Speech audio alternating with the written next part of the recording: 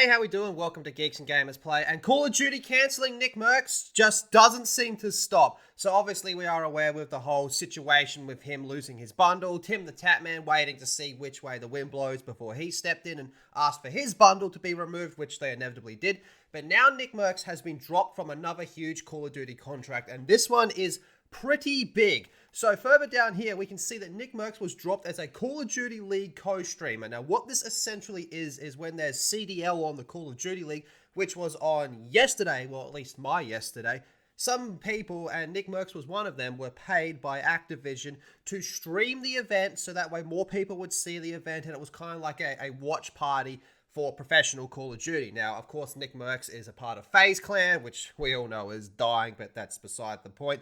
Of course, he would have loved to have streamed that and then watched his teammates play, even though he doesn't really give a fuck about them or Call of Duty in general, honestly. So with that being taken away from him, that is a huge, huge blow, not just to him, even though he'll be perfectly fine. It's going to go out and hinder CDL as a whole, which is kind of a bizarre thing to do. So down here, we can see that with the Call of Duty League World Championships kicking off on June 15th, Nickmercs was originally supposed to be among a string of influencers who were paid to co-stream the event.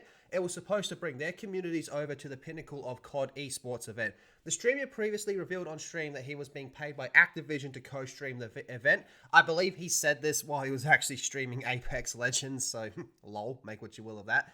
Rooting for Atlanta FaZe along the way. Obviously, that's his team. However, after his anti-LGBTQ plus comments, he didn't say anything anti-gay, by the way, which have sparked the Call of Duty boycotts in support of him. Now, this part just isn't true. Like, there was that whole cringe Gamergate article over on the Rolling Stones magazine saying that there's a COD boycott which started from the Nickmercs thing.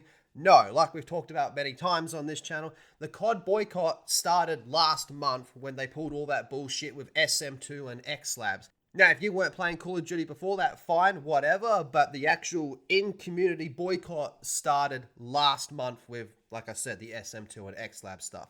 So Nickmercs has now been dropped from this roster. The official list of co-streamers has been revealed without his name. Now, that is a pretty shitty way to find out that you're no longer supposed to be doing this. I would assume he was already told, but it wasn't made public until this tweet was put out and Nickmercs' name wasn't on there. Obviously, you have Scump on there, you know, probably the greatest COD player of all time. So it's such a shame to not have Nick on this list because he was pretty good at doing watch parties and commentating over this. So this is just more reason to say fuck Call of Duty. Now, as much as it pisses me off that the sales for the new season are doing incredibly well, I can't deny that. That does suck. It's just shit to see, and fuck Call of Duty and fuck Activision. I'm looking forward to trying out the open beta of XDefiant. I really like the closed beta, so we can see if this can end up becoming a Call of Duty competitor.